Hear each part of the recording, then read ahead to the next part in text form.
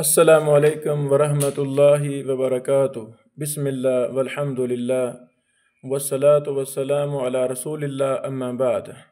آج کی مجلس میں توحید الوہیت کے اور بھی کچھ نام ہیں۔ آج ہم ان ناموں پر بات کریں گے انشاءاللہ العزیز۔ اللہ اکبر۔ مسئلہ توحید اس قدر اہم مسئلہ ہے کہ ہمیں اگر اس مسئلہ کو سمجھنے کے لیے 100 کتاب کا بھی مطالعہ کرنا پڑے، میں کہوں گا یہ بھی کم ہے۔ 100 علماء شیوخ کے پاس بیٹھ کر توحید کا مسئلہ ہمیں سمجھنے کی توفیق مل جائے، میں یہی کہوں گا کہ شاید یہ بھی ابھی آپ نے تھوڑی محنت کی ہے۔ جتنا یہ زیادہ اہم مسئلہ ہے اتنا ہی ہم سستی کا، غفلت کا شکار ہیں۔ ہمارے ہاں بڑے بڑے سیمینار، بڑے بڑے پروگرام، بڑے بڑے اجتماعات توحید پر قائم ہونے چاہیے۔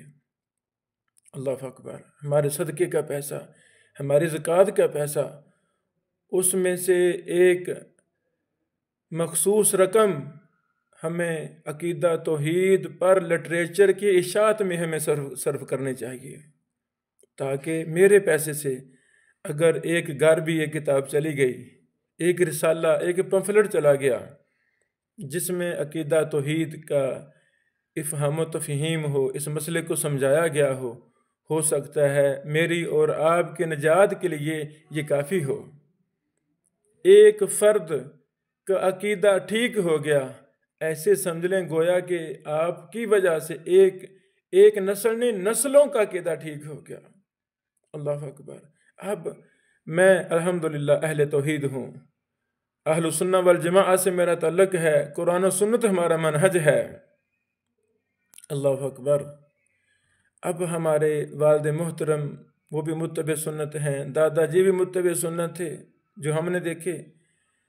اب ان سے پیچھے کیا صورتحال تھی ہمیں نہیں پتا، کس کی وجہ سے ہمارے اجداد میں کون شخص تھا جس نے اتباع سنت کا رستہ اختیار کیا۔ اللہ اکبر۔ نہ ہمیں اس کا پتہ ہے، اور جن کی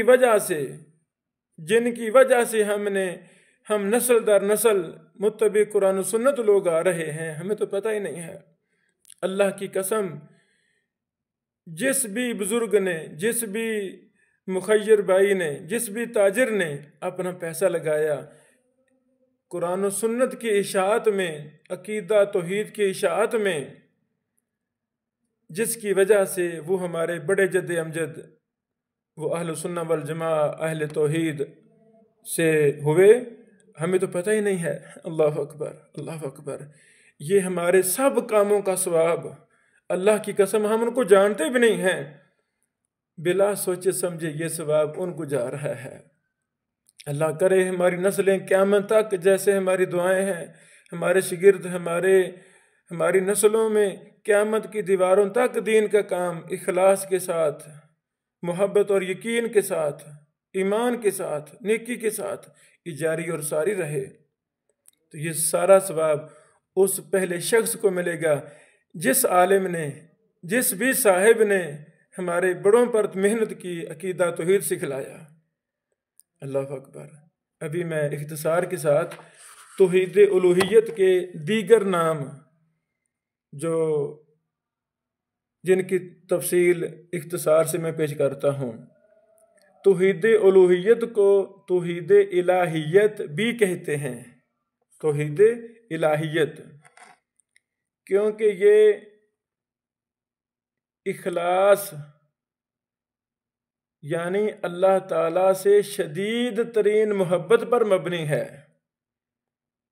الہیت یہ اللہ تعالیٰ کے ساتھ بہت زیادہ محبت پر مبنی ہے۔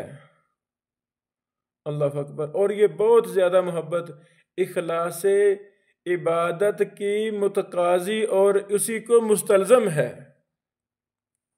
اللہ اکبر۔ دوسرا نام توحید الوہیت کا توحید ارادہ ہے، توحید ارادہ، کیونکہ الوہیت کا اہم ترین تقاضا یہ ہے کہ ہر عمل سے اللہ رب العالمین کی رضا جوئی کا ارادہ مقصود ہونا چاہیے۔ اللہ اکبر، اللہ اکبر۔ توحید الوہیت کا دوسرا نام توحید ارادہ بھی ہے، اور تیسرا نام توحید الوہیت کا توحید قصد بھی ہے۔ گویا بندے کا قصد عبادت اخلاص پر مبنی ہو، اور یہی قصد عبادت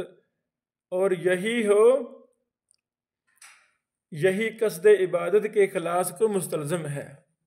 اللہ اکبر۔ اسی طرح چوتھا نام توحید عمل ہے۔ اللہ اکبر۔